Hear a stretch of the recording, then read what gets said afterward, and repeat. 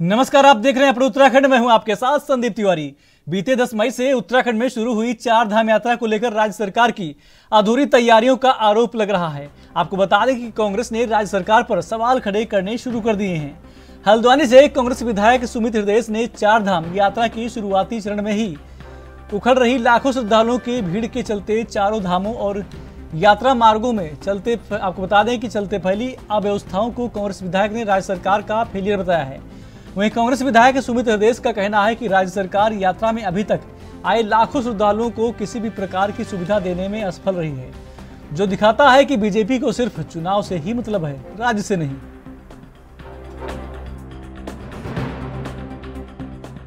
मैं फिर से कह रहा हूं, सरकार को कतई पूर्वानुमान चीज़ों का नहीं होता है।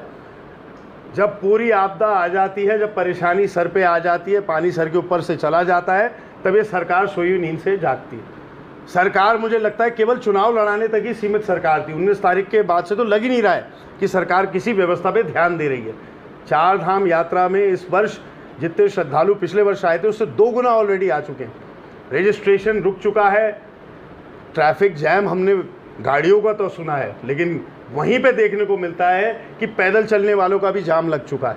तो ऐसी अव्यवस्था, और लोग घंटों तक एक स्थल पर रुके हुए हैं कि आगे कैसे बढ़े, कैसे चारों धामों की दर्शन करे, कैसे देवभूमि से आशीर्वाद लेकर जाए, लेकिन सरकार व्यवस्था देने में शून्य पर रही है, ये बात सत्य है। बीते 10 मई से शुरू हुई उत्तराखंड में चारधाम यात्रा को लेकर के जहां सरकार लगातार बड़े बड़े दावे कर रही है यात्रा को सफल बनाने के, वहीं यहां पर बात की जाए तो अब चारधाम यात्रा को लेकर के कांग्रेस ने सरकार के जो तैयारी था उस पर सवाल खड़े करने शुरू कर दिए हैं।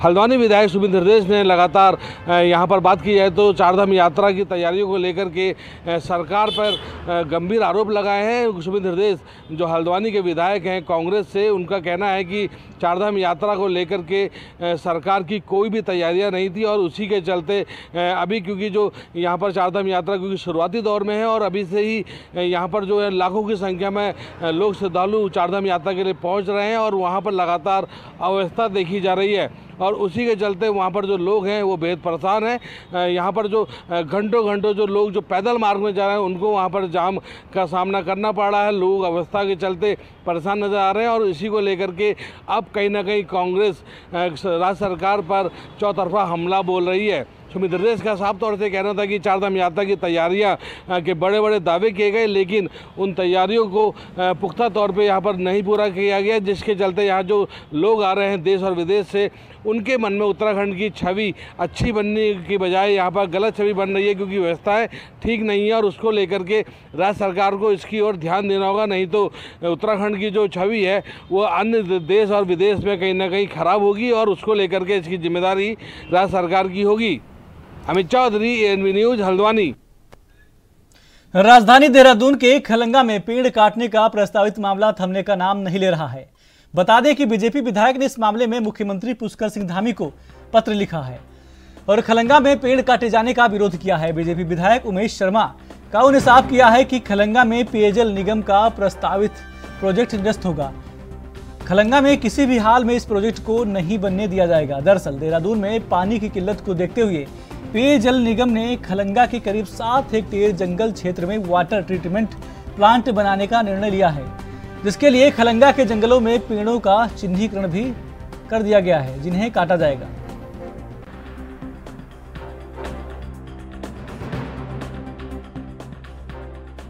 पहले तो मैं ये स्पष्ट कर दूं कि हमारे जिन भी अधिकारियों ने इस संबंध में अपनी जो डीपीआर बनाई वो बिल्कुल गलत बनाई। खलंगा का जो ये जंगल है, ये रायपुर और उसके आसपास का जितना क्षेत्र है उसकी जीवन लाइफलाइन है, और इस पूरे जंगल से पर्वतीय जितना भी ये क्षेत्र है, नीचे जितने भी हमारे 14 या 15 ट्यूबवेल जो इसके पानी से उनका रिचार्ज होता है, और अगर यहाँ पर इतने बड़े क्षेत्र में कोई निर्माण करेंगे तो जितने ये स्रोत है पानी के वो सब सूख जाएंगे, और इतना बड़ा जो जंगल है पूरा देहरादून भी उससे प्रभावित होगा। मेरा ये सुझाव था कि आपने पहले इसके जब भी जिसने भी यहाँ पर सर्वे करके ये जगह दिखाई है या बताई है, तो हम लोगों से, जनप्रतिनिधियों से उनसे बातचीत करनी चाहिए थी। दूसरा सबसे बड़ा आपने देखा होगा, एक मंगलूवाला में स्रोत है, एक दांदा खुदाने वाला में स्रोत है, एक काला गांव में स्रोत है, अस्थल में स्रोत है बेचेत में, एक जब हम रायपुर से। कांग्रेस भवन में आज पूर्व प्रधानमंत्री स्वर्गीय राजीव गांधी की पुण्यतिथि पर श्रद्धांजलि सभा का आयोजन किया गया। कांग्रेस महानगर अध्यक्ष डॉक्टर जसविंदर सिंह गोगी ने बताया कि आज पूर्व प्रधानमंत्री स्वर्गीय राजीव गांधी की पुण्यतिथि पर श्रद्धांजलि सभा का आयोजन किया गया है। भारत के पूर्व प्रधानमंत्री राजीव गांधी की पुण्यतिथि पर देश भर में उन्हें याद किया जा रहा है। 21 मई 1991 को एक आत्मघाती बम धमाके में भारत रत्न राजीव गांधी की हत्या कर दी गई थी। आपको बता दें कि उनके जन्म के 3 साल बाद देश आजाद हुआ था। बड़े होने के बाद राजीव गांधी ने न केवल जवाहरलाल नेहरू और इंदिरा गांधी की राजनीतिक विरासत को संभाला, बल्कि देश को तकनीक और वैश्विक बुलंदियों तक पहुंचाने के लिए अभूतपूर्व कार्य किए। उनका बचपन, शिक्षा, राजनीतिक जीवन और लव लाइफ सभी दिलचस्प किस्से कहानियों से परिपूर्ण हैं।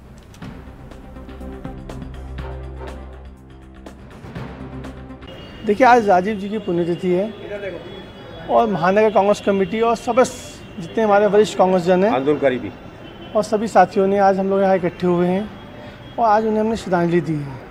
क्योंकि राजीव गांधी जी ऐसी शख्सियत थे जिन्होंने आईटी में क्रांति लाए, जो पंचायतों को जिन्होंने मजबूत करने का काम किया, युवाओं को ख्याल दिया, जो वो युवाओं को 18 साल की उम्र में मत का राइट दिया, राजीव जी ने दिया। तो आज हम सभी लोगों ने संकल्प लिया है कि हम उनके दिखाए गए कदमों पर चलने का प्रयास करेंगे और राजीव जी हमेशा हमारे कांग्रेस के सभी साथियों के दिलों में हमेशा जीवित रहेंगे और हमारा प्रयास रहेगा जो उनके दिखाए हुए कदम है उसमें चलने का प्रयास करेंगे। कुछ दिन पहले शुरू हुई चारधाम यात्रा में रिकॉर्ड तोड़ श्रद्धालु पहुंच रहे हैं। ऐसे में कांग्रेस पार्टी लगातार सरकार पर चारधाम यात्रा में अव्यवस्थाओं का आरोप लगा रही है। वहीं दूसरी तरफ कांग्रेस पार्टी ने यात्रा मार्गों में श्रद्धालुओं की सेवा के लिए कांग्रेसी कार्यकर्ताओं से कैंप लगाने का आह्वान किया है। इस बात को लेकर कांग्रेस के प्रदेश महामंत्री नवीन जोशी ने कहा कि प्रदेश में पड़ रही भीषण गर्मी की वजह से यात्रा मार्गों में पेयजल का संकट खड़ा हो गया है और यातायात व्यवस्था भी चरमरा गई है।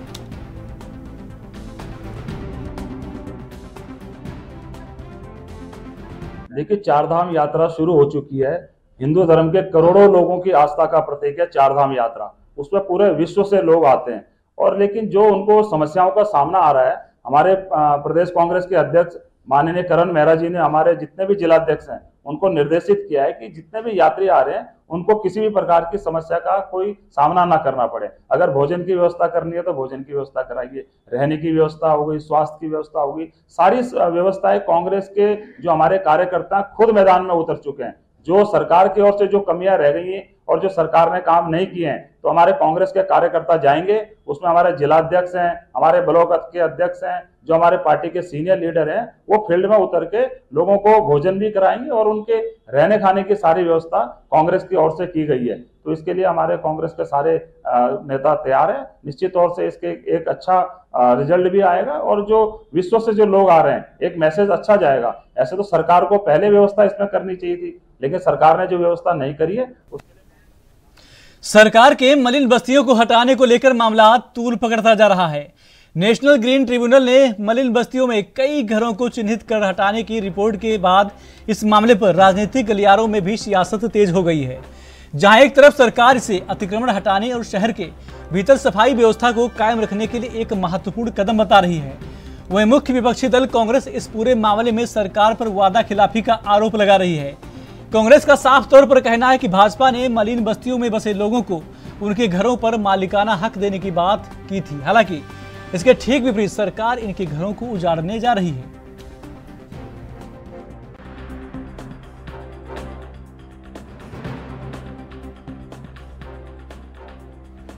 कि भाजपा सरकार ने जो वादा खिलाफी करी है उसके खिलाफ कल हम नगर निगम घेरेंगे। कि भाजपा ने कहा था गरीबों को मालिकाना हक देने की बात करी थी, लेकिन यहाँ फिर उन्होंने वादा खिलाफी करी है और भाजपा जो कहती है वो करती है। हम गरीबों के साथ थे, हैं और रहेंगे। कल हम लोग इसलिए नगर निगम गूंज कर रहे हैं और मालिकाना हक की बात कर रहे हैं। और नगर निगम ने पहले भी यू टर्न लिया, जो नए वार्ड जुड़े थे उन पर टैक्स थोपने का काम किया। जो 2018 में नए वार्ड जुड़े थे क्या कहते हैं आउटर के, उनमें टैक्स लगाया। उन्होंने कहा था 10 साल तक किसी तरह का टैक्स नहीं लेंगे, लेकिन यू टर्न लेके टैक्स लगाने का काम किया। बोला था मालिकाना हक देंगे, मालिकाना हक नहीं दिया। जैसे चुनाव आते हैं, चुनाव के दौरान वो अध्यादेश ले आते हैं। बेसिकली भाजपा की कथनी और करनी में ज़मीन आसमान का फ़र्क है, जो कि हम बिल्कुल बर्दाश्त नहीं करें। किसी भी गरीब व्यक्ति की हम छत की तिरपाल तक।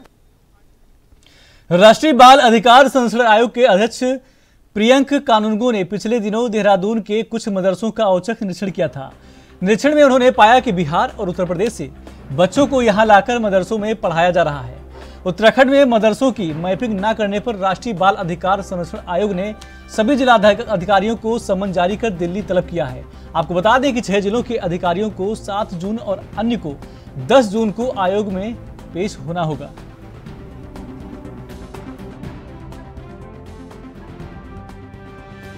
देखिए, हमारे को ये समय समय पर ज्ञान में आता रहता है कि कुछ मदरसे रजिस्टर्ड हैं और कुछ बिना रजिस्ट्रेशन के, बिना उसके संचालित हैं। लेकिन विभाग से यही रिपोर्ट मिलती रहती थी कि नहीं, हमने सबका रजिस्ट्रेशन कर दिया है। और इस मैपिंग के लिए कई बार लिखा भी गया। और अब राष्ट्रीय बाल अधिकार संरक्षण आयोग ने निरीक्षण करा अपनी विजिट के दौरान। 3 मदरसों में गए और तीनों अनरजिस्टर्ड थे और वो देहरादून शहर के बीच में था। तो फिर इस पे वो काफ़ी नाराज़गी उन्होंने अपनी जाहिर करी, जो कि बहुत ऑब्वियस था। और उन्होंने कहा कि मुझे ये मैपिंग रिपोर्ट चाहिए, और अगर इसमें कोऑपरेट नहीं कर रहे हैं, उनका कहना था कि साहब इसमें हमें डीएम की मदद चाहिए एंड थिंग्स लाइक दैट। तो उन्होंने कहा कि ठीक है, आप करवा लीजिए, अगर आप नहीं करा पाएंगे तो फिर मैं इसके लिए समन जारी करूँगा। और वो लोग कोर्ट के सहारे से फिर इस मैपिंग रिपोर्ट को मांगेंगे, ऐसा उनका कहना। सुंदरपुर गांव के एमके विद्यापीठ में उत्तराखंड, आपको बता दें कि टारगेट बाल एसोसिएशन द्वारा आयोजित चयन शिविर में राज्य की टीम चयन के लिए 18 खिलाड़ियों का चयन किया गया है।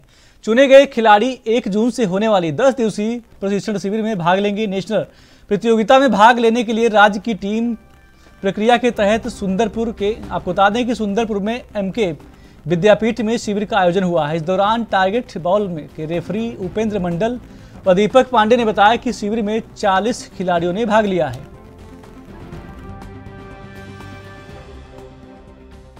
ये टारगेट बॉल एसोसिएशन उत्तराखंड की तरफ से ये ऑर्गेनाइज कराया गया है। आज तारीख हो गई 19 मई 2024। आज यहाँ पे एमके विद्यापीठ जूनियर हाई स्कूल सुंदरपुर में नेशनल टीम का ट्रायल रखा गया है, जिसमें से यहाँ पे उत्तराखंड टीम का चयन होगा। चयन होने के बाद ये जाएंगे 12 से 15 जून को राजस्थान अलवर में नेशनल चैंपियनशिप ऑर्गेनाइज हुआ है, वहाँ पे ये प्रतिभाग करेंगे। ये ही टीम उत्तराखंड को रिप्रेजेंट करेंगे राजस्थान अलवर में। देखिए, टारगेट बॉल जो कि एक नया गेम है और एक इतना अच्छा एक मंच बच्चों के लिए है। बेसिकली इस गेम के थ्रू बच्चे को आगे बढ़ने का मौका मिल रहा है। और उत्तराखंड द्वारा जो अभी आज जो ट्रायल का विषय है, जो ट्रायल आज लिया जा रहा है, जिसमें विभिन्न जिलों से आए हुए खिलाड़ी आए हैं और जिसमें आज उनका चयन होगा और वो उत्तराखंड को आने वाले जो नेक्स्ट मंथ है उसमें जो चैंपियनशिप है, जो कि 12 जून से 15 जून तक जो राजस्थान में अलवर में आयोजित होने वाली है। खबरें और भी हैं, छोटा सा ब्रेक।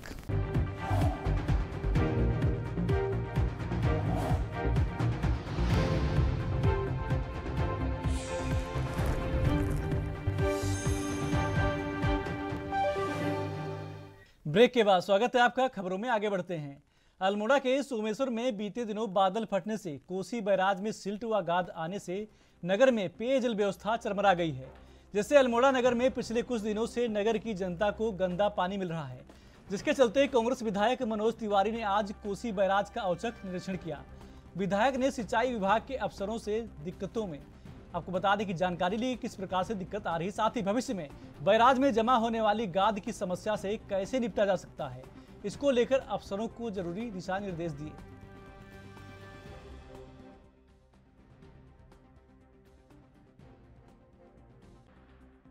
पूरे गर्मी में इस कोसी बैराज की वजह से अल्मोड़े वालों को पानी मिल पाया, जहां ग्रामीण क्षेत्रों में त्राही त्राही मच गई थी। लेकिन जो सबसे बड़ा एक चिंता का विषय है कि जब बरसात में जब बरसात में गाद आती है, सिल्ट आती है, जब जंगलों में आग लगी रहती है तो उसका जो दूसरी चीज़ें हैं वो आती हैं, तो जो सबसे परेशानी की जब सिल्ट आती है, गाद आती है, तो उसको कैसे हम व्यवस्थित करें के लेके आज यहाँ पर निरीक्षण किया गया है और विभागीय अधिकारी को निर्देश दिए गए हैं कि इसका एस्टीमेट बनाएं कि वित्तीय वर्ष में कितनी बार इसकी सफाई हो सकती है, चाहे वो जिला योजना से या शासन से उसके लिए धनराशि मुक्त कराएं कि भविष्य में जो गाद है उसको कैसे हम सफाई करें और जो यहाँ पर पानी जो संचय होता है उसकी पानी संचय की यहाँ पर, क्योंकि मिट्टी आने से उसका भी संचय कम हो पा रहा है, तो उसकी भी एक बार सफाई कराई जाए। तो इसके लिए विभागीय अधिकारी को दिया कि तत्काल इसका आकलन में के जिला योजना में या शासन को भेजे जिससे कि उसको स्वीकृत कराएं।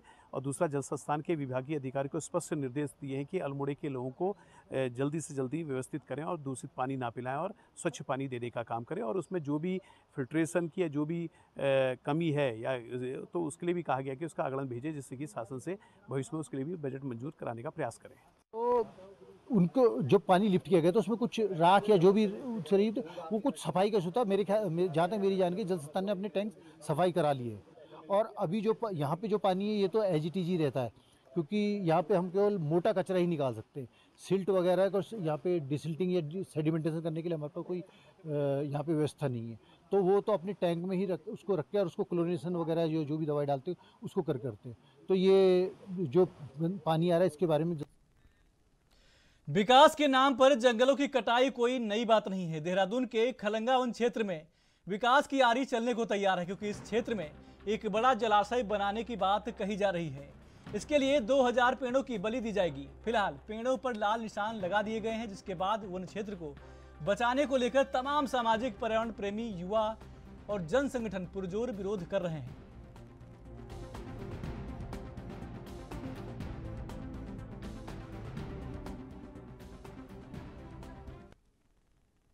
और हल्द्वानी के स्वराज आश्रम में कांग्रेस ने राजीव गांधी की जयंती मनाई।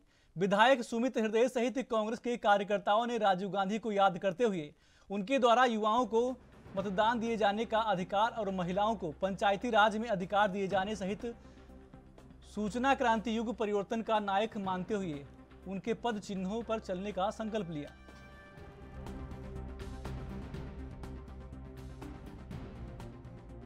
राजीव गांधी जी की जो युवा सोच थी, उस युवा सोच को कहीं ना कहीं भारत की जो सोच है उसमें परिवर्तन करने में उनका बहुत बड़ा योगदान है।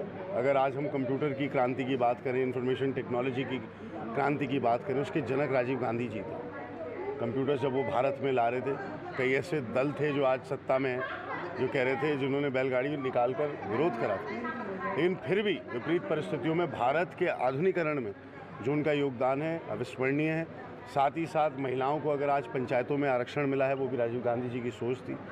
युवा को अधिकार मिला है मत प्रयोग का 18 साल के, ये भी सोच राजीव गांधी जी की। अल्प आयु में हमारे बीच से चले गए, ये हमारे लिए और इस देश के लिए बड़ी अपूर्णीय क्षति थी और आज हम उनकी शहादत को भी याद करते हैं। प्रणाम।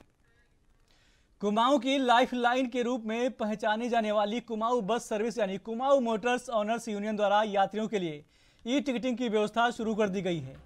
संभागीय परिवहन अधिकारी संदीप सैनी ने बताया कि यात्रियों की शिकायत के बाद कुमाऊं को निर्देशित किया गया था कि वह अपने बसों में ई टिकटिंग की व्यवस्था लागू करें। आपको बता दें कि जिसके लिए उन्हें 3 महीने का समय भी दिया गया था। अब यात्रियों की सुविधाओं को देखकर ई टिकटिंग की व्यवस्था शुरू कर दी गई। हालांकि इसे पूरी तरह लागू करने में अभी थोड़ा समय जरूर लगेगा, पर जल्द ही व्यवस्था पूरी तरह पटरी पर आ जाएगी।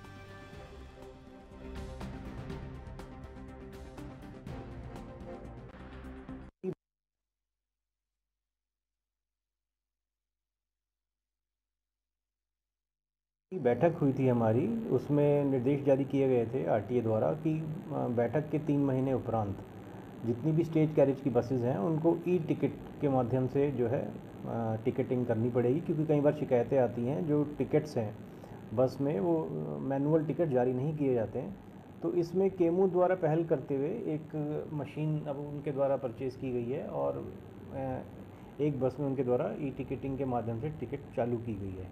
और उनके द्वारा थोड़ा सा टाइम मांगा जा रहा है, क्योंकि जनरली जो ड्राइवर्स हैं और कंडक्टर्स हैं वो इतने एजुकेटेड नहीं है कि इसको कैसे यूज़ करें, और उस मशीन की कॉस्ट भी थोड़ी सी ज़्यादा है। तो उनके द्वारा टाइम के लिए कहा गया हमें थोड़ा और टाइम दे दिया जाए। तो हम आरटीए में अभी इनका प्रस्ताव और रिक्वेस्ट के लिए रखेंगे कि इनको और समय दे दिया जाए, जिससे सभी गाड़ियाँ फिर ई टिकटिंग को यूज़ कर सकते हैं।